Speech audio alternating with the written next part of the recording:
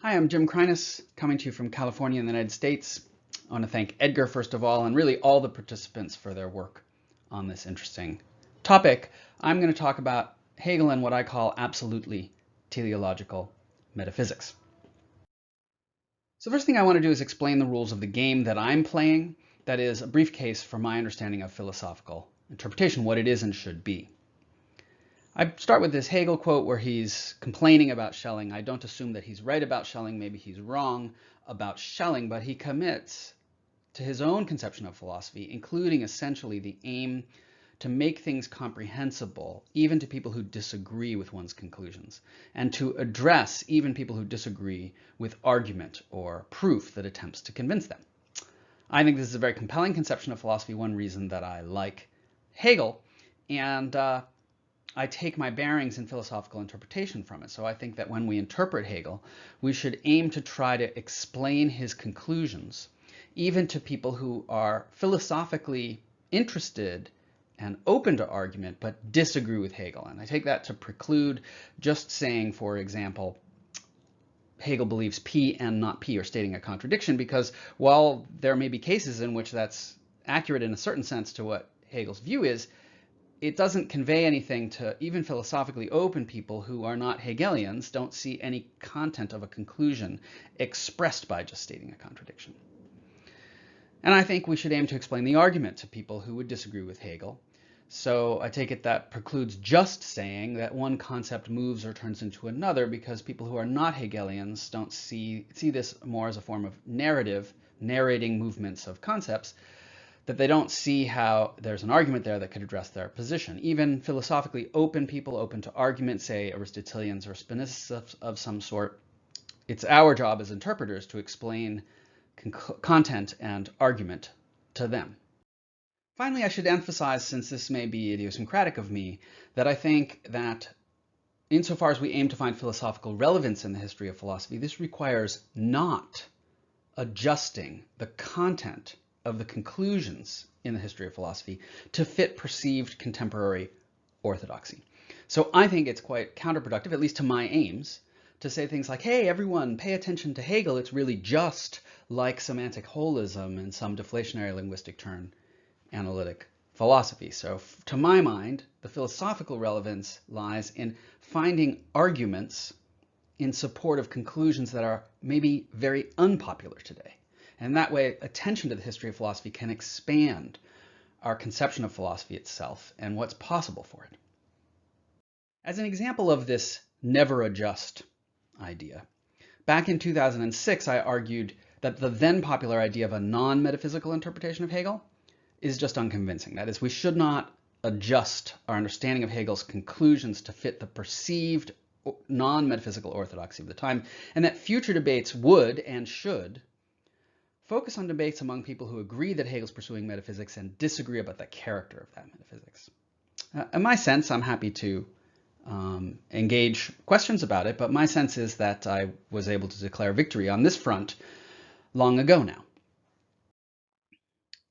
And so moving on to those debates about the character of the metaphysics, my current sense of the fault lines are something like, as a distinction between what I call inflationary and deflationary forms of metaphysics. So I increasingly take my bearings from what I think are suggestions of inflationary metaphysics. Hegel compares his philosophy to metaphysicians like Hegel and Spinoza, talking about what they call God, or Spinoza's God, or nature. And this suggests to me a kind of model like this. We'll have to make this more complex, but that there should be some form of model where there's an absolute, and it is in some way metaphysically responsible for everything else in a way that makes for a priority or an absoluteness metaphysically of the absolute. This model can fit a monist metaphysics as well, where Spinoza has his one substance and there are finite modes in the substance, and substance is primary or absolute. But I want to emphasize that there are great interpreters who see this differently. Bob Stern, for example, has long, always seen that Hegel is to be understood as pursuing metaphysics, but sees a deflationary form of metaphysics where Hegel's out to replace what Stern sees as extravagant, special metaphysics in favor of something admirably modest, a kind of ontology. And I think there must be something in Hegel that seems to push in that direction for interpreters like Stern to go that way. And I think for many interpreters, this leads rather more to something like ambivalence, where they say things that suggest this inflationary model, but they also say things that conflict with it.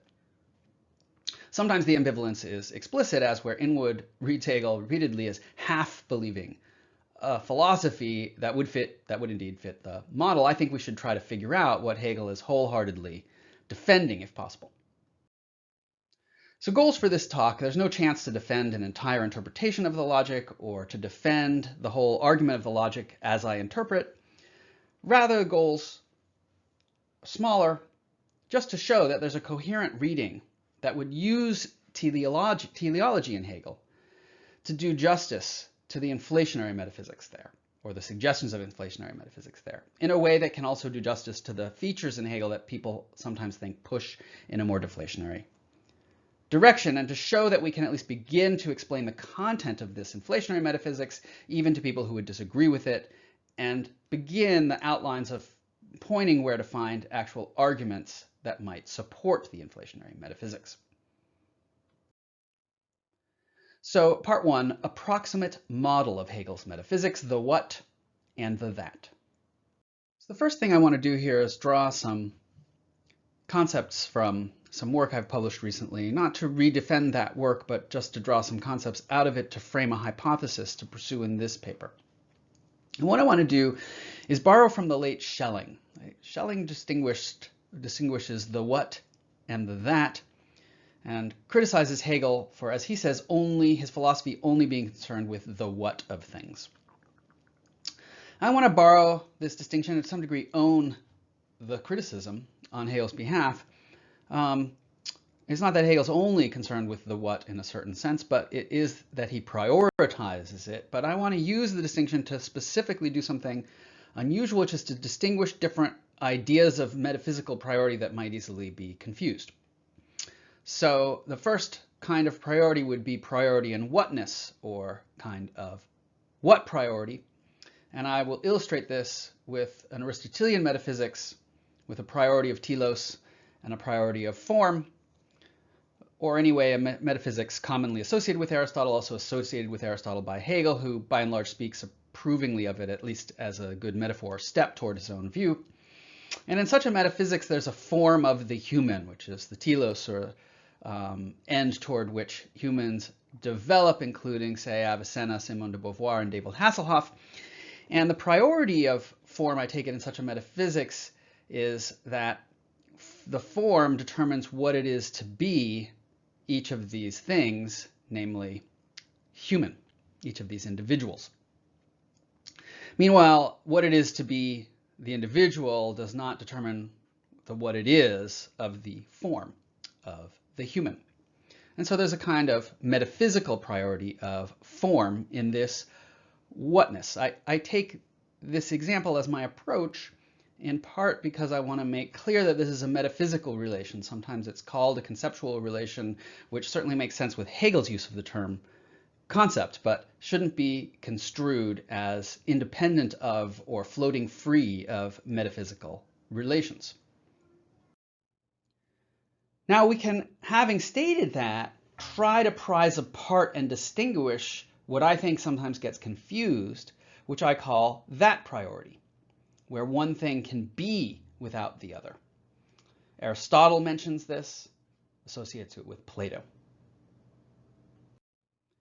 And in the substantial form case, interestingly, we can see that these are different because they seem to come apart. There's a coherent view associated with Aristotle, also by Hegel, who speaks approvingly of it, that the substantial form is what prior, it makes the individuals what they are and not vice versa, but has no priority with respect to thatness. Because it is true that these individuals can't exist without the substantial form in this metaphysics that makes them what they are.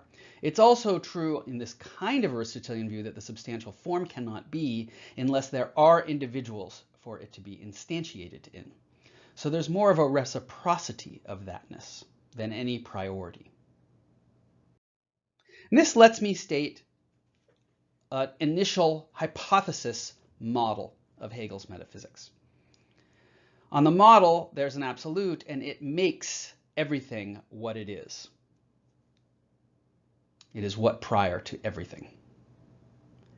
But there's no, in the model of a substantial form or reminiscent of a substantial form, there's no that priority either way. The absolute is not something that exists independently of everything else and is responsible for the fact that everything else is. It's not like the beginnings of an answer to a why is there something rather than nothing. It's more of an answer to a question about the whatness of things. And if we had this model, if it bears out this hypothesis as we go forward, well, this will be helpful because we can then do justice to both the suggestions of this model of inflationary metaphysics, where there's an absolute, and also the things that might have seemed to some to lead in another direction. We can do justice to the kinds of reciprocity that are nonetheless there, but show that they're compatible with inflationary metaphysics.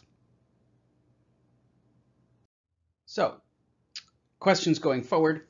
If we approach via this hypothesis, what would we say? We can start with familiar features of the logic and ask what the model would suggest how we approach them. How would we further then complexify what's originally an approximate model? And would the model give us perspective on how the outlines of the logic might be the outlines of an argument for a distinctly Hegelian form of inflationary metaphysics? So part 2 of my paper, part 1 of the science of logic again, the aim is to start with familiar features of the logic, I think features shared with the self-standing and encyclopedia versions. So first we need some background for the science of logic project, and one important piece of background, I think, are arguments against supposed alternatives to metaphysics. So, for example, I think empiricism is an especially clear case. After Hegel's time, there's an especially clear case where empiricism puts itself forward as an alternative to metaphysics, and that's in logical empiricism. And Hegel's familiar with the move as well, and he has blocking arguments for it, and particularly argues that empiricism, putting it forward as an alternative to metaphysics, in fact, assumes metaphysical commitments of its own. So it does so in a particularly uncritical and unconscious manner, and it's better to be explicit and conscious about your metaphysics so that it can be critically examined by means of argument. Again, here the point is not to follow out all those arguments, although I spend quite a bit of time in my book in chapter 2 on that particular one. It's just to point, the important point is to point to places where Hegel argues for conclusions that can be explained, even to non-Hegelians, namely that empiricism fails as an alternative to metaphysics in this way. And another piece of background that I think my model helps, so insofar as my model is trying to capture a sense in which Hegel's engaging a descendant of special metaphysics, is not doing something indifferent to that tradition, is that we can attach to the sense in which Hegel's very influenced by F.H. Jacobi. And Jacobi is criticizing Enlightenment rationalist metaphysics. So projects that try to prove the existence of God as they see it, but starting, as Jacobi argues, with kind of arbitrary assumptions, intuitions, and perceptions. So for example, assuming certain intuitions and perceptions of the world around us, we might begin with premise that there exists contingent beings, and then we might go on to try to prove that a God is needed in order to freely choose the best of all possible worlds. And Jacobi says that this is an unstable mismatch of things. If we chose different arbitrary starting points, we'd come to different conclusions. And Jacobi then thinks that if you think that such rational inquiry can generate conclusions about the nature of all reality or something like that, then you've got to, in following out that project, take it all the way. You can't stop when it is convenient for you to import the intuitions that will then prejudice the conclusions that you're going to draw. And Jacobi thought Spinoza was the one who best takes it all the way. Now, Jacobi's own position is that this shows that we shouldn't engage such projects at all. Hegel's going to take that this argument, knocking out middle ground, in a very different direction. But the important point is there's an argument there, a familiar form of argument, that certain kinds of positions might seem moderate, happy, balanced position, but in fact are unstable. and need to be pushed in one direction or the other.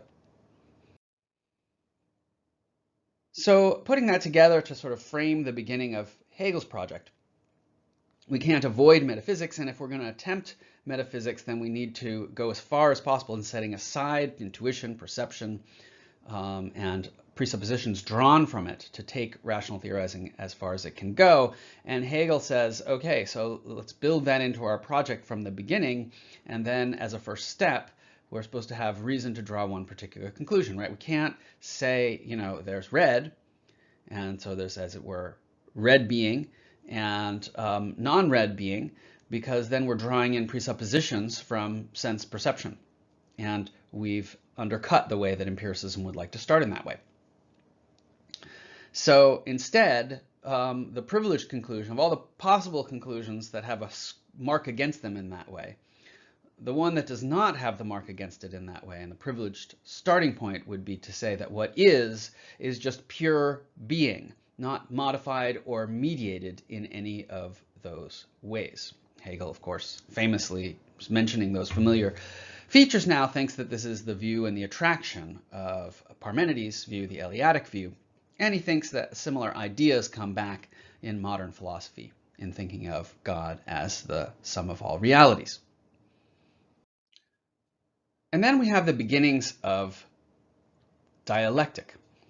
So drawing that conclusion about pure being, specifically for that reason, we can't help ourselves to any mediation by any particular determination, red being, etc.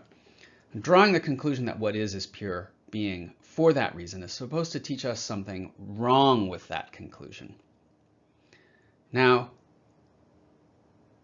it's not that we made a mistake to begin with. We should not have started that way. We drew the right conclusion from the position we're in, but drawing that conclusion is supposed to teach us something further. Now, this way of arguing puts a huge amount of weight on the blocking arguments that prevent backing out of the project, right? Because it's ordinarily understandable to say, oh, I see what you mean about this project of pure thought or pure rational inquiry. And I see your point in drawing that conclusion, first of all, from it, but just that goes to show that the whole project is insane and we should back out of it, right? But Hegel, as I've indicated, at least the important point for us is we can point to where the arguments are against the possibility of backing out. Do they hold enough weight? We'd have to look more details at the arguments. But assuming they hold the weight that Hegel thinks they hold, we should instead draw inferences going forward. And the next inference then articulates what's wrong with the first conclusion or what's missing, and that is that precisely if we draw this conclusion about pure being because we have got no determinations to mediate being that we can assume at the start, then we should further conclude that there's nothing determinate about this being at all. There's nothing that even in principle that anyone could say about it. Then we should conclude that what we've really got our hands on is nothing. So again, the previous slide mentioned the familiar feature of the logic. Hegel argues, after arguing that what is pure being, that pure being would be nothing. Now to the question of my application of my idiosyncratic model and distinguishing whatness and thatness, what priority from that priority, what that might tell us. Does that allow us to articulate conclusions so we can make comprehensible conclusions without just saying, well, being both is and is not nothing, or stating a contradiction? There are two ways to do this. One is on in a kind of meta frame, might look at the backing arguments I've pointed to as about philosophy itself. So it would be philosophy cannot escape metaphysics would be one of the backing arguments. When it claims to do so, it's just unconsciously and uncritically being metaphysical. And framed in that way, the desired conclusion that I think we would see the doctrine of being is aiming for if we apply my model would be that philosophy requires an account of the what it is of being and the what it is of nothing, such that these differ. And I call this the being demand.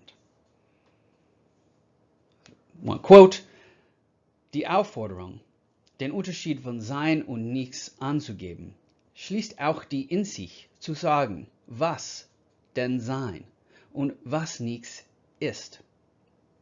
So note the theme of the whatness there. We can also go inside the project framing. We're pursuing philosophy as these arguments tell us it needs to be pursued. And then what we would conclude was we've got no being, no nothing, without something to determine or mediate the what it is of being and nothing. And that way of articulating the conclusion, I would take an application of the model that shows us why eventually we've got to turn from a doctrine of being about immediacy towards a doctrine of essence about mediation or determination relations. So part 3 of my paper, part 2 of the science of logic, essence, Hegel's central metaphor of light shining into a medium, light determining it to illuminate. So I think it's a familiar feature of the doctrine of essence that it's concerned with what I'm calling determination relations, abbreviated by arrow. Looking at the same thing the other way around, there would be dependence relations, and in any case, forms of priority that would be supposed to come with them. So for example, cause determines effect, cause is prior, ground determines grounded, ground is prior, accident depends on substance, substance is prior. Okay, so moving from the familiar feature, applying the model and what we've learned previously to try to understand the doctrine of essence is considering a series of philosophical proposals, theories, and criticizing them so that we can look for a conclusion without just stating a contradiction. And so the proposal, the theories considered in essence would in general, if we read against the background of preceding, they would try to use a determination arrow and an associated priority to satisfy the being demand. That is, to explain the what it is to be and what it is of nothing, such that these differ. So we think specifically in terms of the example of cause-effect relations, we'd get to be is to have causal power over effects. So we use a metaphysical priority, supposed metaphysical priority of cause over effect in order to understand what it is to be. And then we can think nothing as well. Nothing is, as it were, what you get when you take causes and effects and you subtract all the causes. It's interesting to consider how you'd diagram this kind of theory. You're looking for what it is that determines what it is to be, and you're considering the possibility that what determines what it is to be is itself a form of determination relation. You might look also, besides causality, to parts wholes. Take some things Leibniz says and build a theory that to be simple. And if you could then think nothingness by thinking composites and take away the simples, you're left with nothing, with no real being. Think of substance accidents. You might build such a theory on Descartes' claim for the greater former reality of substance as opposed to accident. And overall, I think Hegel thinks that the pressingness, even if largely unnoticed, of the being demand of an explanation for what it is to be explains the historical prominence of these kinds of determination or dependence priority in the history of metaphysics. So now that we have a specific kind of philosophical theory advanced, we can understand that kind of theory being advanced in the doctrine of essence. We can also think in terms of philosophical criticism of that theory that we can address to people who might be proponents of that theory and disagree with Hegel, rather than just speaking, say, of a concept turning into its opposite. And so here the idea would be something like this. In terms of images, our arrows disappear and are replaced by something like snakes eating their tails. So for causality to enter into such a theory like to be is to have causal power, when we examine the notion of causality at work in such a theory, it's going to turn out that it reverses. And it substitutes an empty tautology for priority, because what it is to be a cause turns out to just be to have effects. And so causes are dependent on effects, and there's no priority in either direction. I've mostly talked about this in Hegel's discussion of formal ground in the science of logic, but I'm also inspired here by some more general things about essence problems in Knappich and McNulty. So there's another side to the problem, as it were. For some kind of determination relation to enter into such a theory of what it is to be, it's going to turn out that it either reverses and ends up with tautology instead of priority, or it defers the real work of establishing priority to some other kind of determination relation. And that's the account that I've mostly talked about in the relation of real ground in the science of logic. Now, if we place this kind of argument in broader context here, we can understand how Hegel's trying to draw a philosophical conclusion from it, that we can at least explain to proponents of the kind of theory that Hegel is attacking what Hegel's trying to establish, rather than just stating a contradiction. So the idea, the target kind of theory, says that there's a basic or fundamental resolution of the being demand, and it is something like to be is to have causal power. But the being demand was a request for explanation of the what it is of being, and reference to causal powers as resolving this is only going to resolve it if we have an account of what it is for something to have causal power, or more broadly to enter into a determination relationship like causality, where this explanation of the what it is makes for the kind of priority that we'll then use to explain to be is to have the kind of priority that causes have over effects. But making this basic, at the basic or fundamental level in step one, has limited the resources at our disposal in order to explain why causality makes for a kind of priority, and the result is the mentioned above tautology or deferral of the needed priority.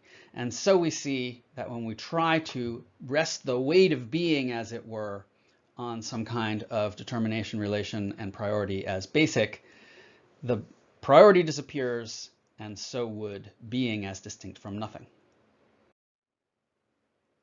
So stating this as a conclusion, the conclusion is not that there is no metaphysical priority. That doesn't put us in a position then where we have to say, where Hegel elsewhere talks about an absolute, that he's saying that there both is and is not metaphysical priority. The conclusion is there is a kind of determination that makes for priority. There needs to be in order to satisfy the being demand, but that determination relation can't itself be basic. There has to be something else that makes determination relation and the associated priority what it is. So it has to be something underneath essence, as it were. So part 4 of my paper, part 3 of the science of logic, the concept. This will be about self-determination. So there's plenty of passages we can look to, like paragraph 83 from the encyclopedia here, to start to delineate a topic for the third part of the logic, but I take it that the problem is not to be left just saying that the topic in the doctrine of the concept is something like a relation between two terms that are identical, so that it's in fact no relation, because then we're just saying it is and is not a relation. There may be some truth to that in a manner of speaking, but the interpretive challenge I set is to figure out how to explain without just stating a contradiction. I find most useful to that end to focus on passages where Hegel distinguishes the content of the doctrine of the concept in terms of a kind of development, and especially where he employs a kind of organic model of a seed developing to a plant. Now, what I think is going on there is he's looking for a model in which we can see a kind of self-development, where what's going on really is that the seed, what it is to be the seed, is just to be the plant, developing itself, determining itself. Now, ultimately, there's going to be some limitations of the organic model for thinking about this kind of self-development or self-determination. In particular, in the teleological metaphysics, that it's most easy to think about this in Aristotelian terms, it looks like the view is still very much a kind of priority of form over matter or something like that. And that looks like it's part of the target it's zu wesenslogische to be Hegel's own final view. It's part of the target in the doctrine of essence. And furthermore, life in the doctrine of the concept later argues that such organic teleology is only incompletely self-determining.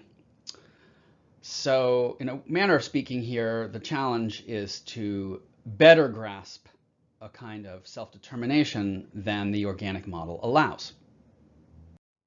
But the real challenge, at least for my kind of philosophical interpretation here, is to understand the challenge for Hegel as a challenge for argument. So a sort of context relative to which an argument is needed, that we can try to begin to see what exactly the argument would need to accomplish.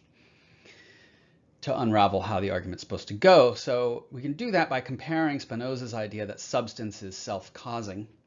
It's another form of self-determination in metaphysics. And if we want to classify that as a new kind of general answer to a being demand, then the general idea would be that to be is to be self-determining or self-causing in some respect. And then we've got one way to think about the context of what makes things difficult, the difficulty to which Hegel needs to respond would be think of Kant's criticism of theistic proofs that everything is going to depend in special metaphysics on the God of the ontological argument, whose nature would be responsible for the fact that it exists, and Kant's argument that this is incoherent. And then we could see this as setting the context of a needed Hegelian response by argument. Of course, Hegel says that Kant's criticism just doesn't apply to the absolute, but there's a challenge left behind, I think, of defending the kind of self-determination or self-causation that would be required for this new kind of answer to the being demand to succeed. And so then, using my model at least, I'd think of the outlines of Hegel's response as the being demand. It makes a case for the priority of whatness in metaphysics. And so his attempt to peel off implications, as in Spinoza, that the absolute is something that is responsible for the fact that it is, or as in Kant's criticism, that God would be, or the analogy of God here would be something that is responsible for the fact that it exists. And what Hegel's trying to argue is that what metaphysics really needs is something else that he can defend, something that is responsible for what it is, what makes itself what it is, with the metaphor of the seed developing being a way of making yourself what you are. So how to take the step beyond the imagistic development, organic development, is of course hard, and I'll just do my best, like looking in the rest of the logic for an argument that would address the context requiring an argument that I've noted.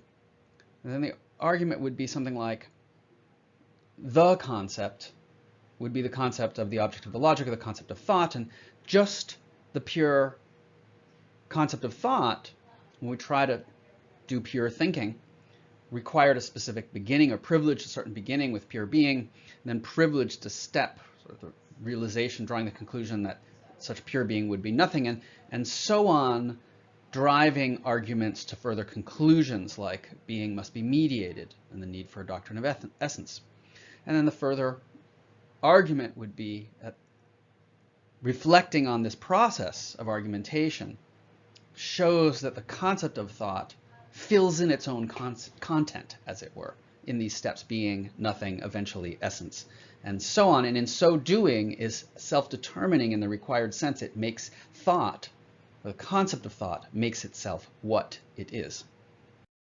So a nice passage for this is where Hegel discusses the method of the book that has been guiding all along, and characterizes the process it guides now as a kind of absolute activity, a self-determining and self-realizing movement.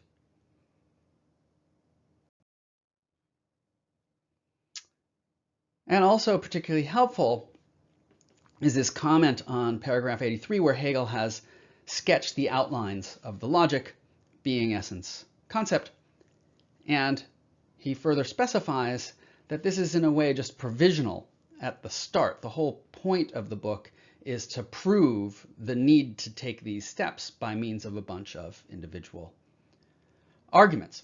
And what Hegel characterizes the larger process connecting these arguments here in this way: they show that the object of the logic, which I've taken to be thought, is something that makes itself what it is self-determining in that specific sense.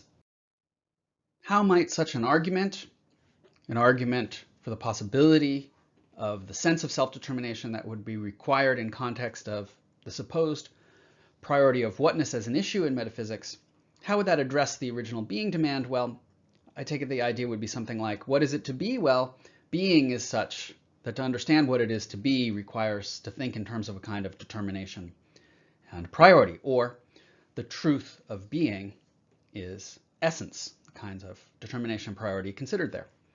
But what is it to have priority in determining something, that turns out to be, roughly for now, we'll fill this in more, it's to be a form of the self-determination of the concept of thought, which makes itself what it is, and thereby stops the regress of kind of dependence with respect to whatness.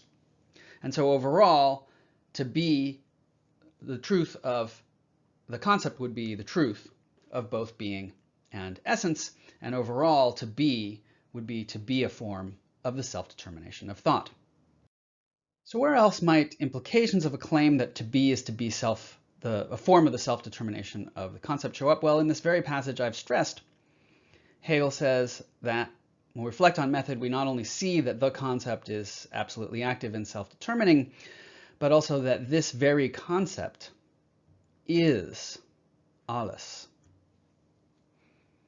Which is exactly what would follow if to be itself was to be a form of this self-determining concept.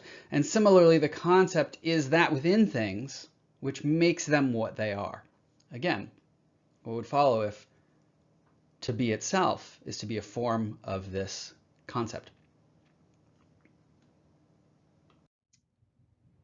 Okay, last section, section 5 of the talk, absolutely teleological metaphysics. So one thing that's not so great, not yet even quite right, about the improved model above, once we've left the metaphors of organic development behind, there's still this problem that I said to be is to be a form of the self-determination of thought. And that seems to suggest that everything is the concept, or everything is thought. There's nothing, and that is what is absolute in this metaphysics. And so there's nothing absolute, nothing non-absolute. Right, but Hegel criticizes Spinoza for what he calls a cosmism, denying that there's anything else aside from God. And the view I've elaborated so far seems to be vulnerable to the same worry, so that if Hegel really has the worry, you'd think he didn't have that. He wouldn't have that quite view. And indeed, I think his view is somewhat different. It's to be is to approximate to some degree the self-determination of thought. So for example, with respect to the finite, die ähnliche Dinge sind darum ähnlich, insofern sie die Realität ihres Begriffs nicht vollständig an ihnen selbst haben, sondern dazu andere bedürfen. So to be finite is to only incompletely, not completely, self-determine, not completely, incompletely, make oneself what one is. There are lesser beings in this sense in nature. If to be is to approximate to some degree the self-determination of thought, well then life approximates to a greater but not perfect degree the self-determination of thought. The mechanical phenomenon are to be understood in terms of gravitation, itself understood in terms of rotation, or a system rotating around a central body, and that is a kind of self-determining system, but a still lesser degree of self-determination. And so life in nature approximates more closely to the self-determination of thought. So now I want to return to what I called the original approximate model, and note that although I've drawn them upside down from each other, what I've come up with in terms of a metaphysics of the concept or a metaphysics of self-determination fits the model, at least in the respect that it is true that the absolute for Hegel, if that's the concept of the self-determination of thought, is responsible for the what it is of everything and is prior to everything else in that respect. And we can think in these terms of Hegel's anti-dualism. I take it people sometimes think that Hegel's anti-dualism pushes him against the direction of inflationary metaphysics, as I've said it, against the idea that he's pursuing, at least wholeheartedly, a form, something that's a descendant of special metaphysics. But his anti-dualism is compatible with this model. There's a distinction between everything else and the concept, but it's not that there's a what it is of the everything else that is absolutely independent of the what it is of the concept. Rather, what it is to be everything else is to be a lesser form, an approximate form of the concept. And further, we can add this feature that I noted in the approximate model at the beginning, that there's possible for something to be absolutely what prior without it being absolutely that prior. We don't assert, in asserting that it's responsible for the what it is of everything, that it's the case that the absolute is independently of everything else and is responsible for the fact that everything else is without any reciprocity on that domain or with respect to thatness. Rather more like a substantial form, it's what makes everything what it is, but it wouldn't be if there wasn't the being of the things that it makes what they are. And so in that respect, we can take on board this feature in which Hegel thinks that everything is, at least in some respect, mediated. That's the case in this model too, insofar as even the absolute is in a relationship of reciprocity with respect to thatness, and so its thatness is mediated just as much as everything else, but in a way compatible with its priority. For the same reason, note that Hegel's metaphysics, if we're to judge by following up that initial model, is not promising ultimate answers to that questions. That's not the job of metaphysics on this account will not be to provide ultimate answers to that questions. It's rather the aim to sideline demands for ultimate answers to that question. So Hegel does not complain that other philosophies fail because they cannot explain why there's something rather than nothing. He sidelights the question of why it is the case that there is something rather than nothing. He doesn't promise an answer to why are there incomplete forms of the absolute. Why is there a nature? And he doesn't promise an answer to why it is the case that there is Herr Krug's pen. Now to some final comparisons with Aristotle. So I'm looking here first to this view of Frede about what Aristotelian metaphysics is about. That is general metaphysics, ontology, what is it to be, or is it about kind of special metaphysics and especially theology? And Frede gives this answer that both are interrelated in Aristotle. That is, in giving an account of the absolute being, you're giving an account of a way of being that's particular to it, to the divine. And it turns out that that's the way of being in terms of which you have to understand more generally what it is to be in general. So ontology is pursued by means of a special metaphysics.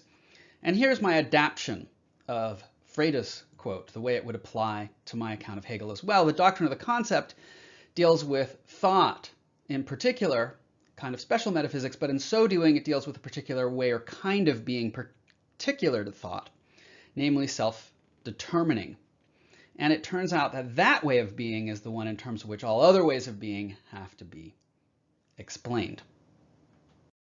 So a question I find really interesting would be, if this is the right approach to take the logic and if the arguments of the logic bear out, would the resulting metaphysics still be, in what sense, a teleological metaphysics, even though it's, as it sees it, left behind organic teleology? And maybe it would be a sort of even more fully teleological form of metaphysics, a sort of absolutely teleological metaphysics. Here's what I'm thinking. So Gabriel Richardson von Leer has this argument that, looking at Aristotle and his debt to Plato, that X can be for the sake of Y in lots of different ways, for the sake of some telos. X can be an instrumental means. X can be a constitutive part, as when I choose an activity because it's a constitutive part of the life of eudaimonia. But X can also be a way of imitating or approximating the telos. That's another way of being for the sake of. And so one of her examples from De Anima is that living beings reproduce. That's a way of approximating the eternal and divine. Now the Hegel version of this would be something like this. Again, it's a metaphysics of approximation. Everything that is an approximation to self-determination of thought. And the result would be an account on which being is such that to adequately comprehend what it is to be is for your thinking of being to be a part of a process with the end or the telos of self-determination of thought. A process approximately comparable to the growth of a plant from a seed. And non-absolute things are such that to adequately comprehend what it is to be them is to think of their concept, that is, the what it is of them, as part of a broader process of thinking directed at the aim of self-determination. But here's a way to draw a distinction among metaphysics that are, in the end, teleological in this sense. To ask what the ultimate telos is that everything else is emulating. And one kind of answer would include a prime mover, Plato's form of the good. Now, it looks like if we interpret Hegel as aiming for something parallel, then in his case would be different in this respect, that the telos itself is itself again a kind of teleological process, the self-determination of thought. And that's what I mean about raising the question of whether this would be then the absolutely teleological metaphysics through and through. Of course, to make that work, you'd need something very strange, and I'm not sure what to think of it, because you'd need being dependent on essence, dependent on the concept, which itself is a kind of process, or the thinking of being dependent on essence, depending on concept, which is itself, and so on, all the way down. And again, I'm not sure what to make of it, but this is that on which it hangs, the question of whether you could be absolutely teleological metaphysics in a contrasting sense. Now, in conclusion, I want to go back to the initial goals of the paper. And first of all, the results have been odd, weird, certainly relative to any kind of common sense or most popular philosophical projects of today, although there could be some connections we could draw. I just think about this oddness that all else equal good, and about the extremity of the view, because all else equal, that is, if we can find arguments to the same degree, it's better if we're learning more from the history of philosophy if we find arguments that establish views that are farther away from what we would have expected can be supported. Now, so my goal has not been to show that the view is not odd or extreme. Now, there's no chance here of adequately defending a reading of the whole logic or the argument, or defending the whole argument as I've portrayed it in the logic. So my goals have been different. My goal has been first calling attention to the fact that it can seem hard to find a coherent reading of Hegel with respect to the question of inflationary metaphysics. Evidence seems to push in multiple directions. But I've tried to argue that there's a coherent reading approaching via teleological considerations that does justice to real inflationary metaphysics in Hegel, or a descendant of special metaphysics, while taking on board the features in Hegel that might have seemed to many people to push in a different incompatible direction. So Hegel's anti-dualism, his view that everything is mediated, and the sense in which the doctrine of essence is in a certain respect a critique of priority metaphysics. So I've tried to show that there's a coherent reading that would find a form of inflationary metaphysics in Hegel, and that we can start to explain the content of this reading even to non-Hegelians, in the sense that we don't just have to, at the end of the day, state a contradiction that Hegel thinks both that there is and is not metaphysical priority, but rather we can state conclusions like to be is to be self-determining. And finally, I've tried to argue that we can do this kind of explaining after finding this coherent kind of inflationary metaphysics. We can do this kind of explaining of it specifically by attending to arguments, each with their own conclusions, so that should we present the view to someone who's not a Hegelian, we can follow out the dispute into specific arguments and see where we agree and disagree and hash those out. So an argument that philosophy cannot escape metaphysics, as for example empiricism might want to, that I've paid a lot of attention to in previous work. An argument that if we're attempting rational metaphysics, consistency favors going all the way, indebted to Jacobi, against kind of self-conceived moderate balance with intuition or common sense. And then more to the point here, an argument that being cannot be immediate, that there's no being without determination of what it is or mediation of what it is. And this hopefully would establish a kind of priority within metaphysics, if that's the ultimate question, priority of whatness issues over thatness issues. An argument that determination cannot be basic, that there's no metaphysical determination without a kind of self-determination, and then an argument that reflection on all of this shows that we can have the kind of self-determination that would be needed to bring this kind of special metaphysics, or descendant of special metaphysics, to an end, kind of self-determination of thought. And that would be, I've tried to suggest, an absolutely teleological metaphysics. Thanks.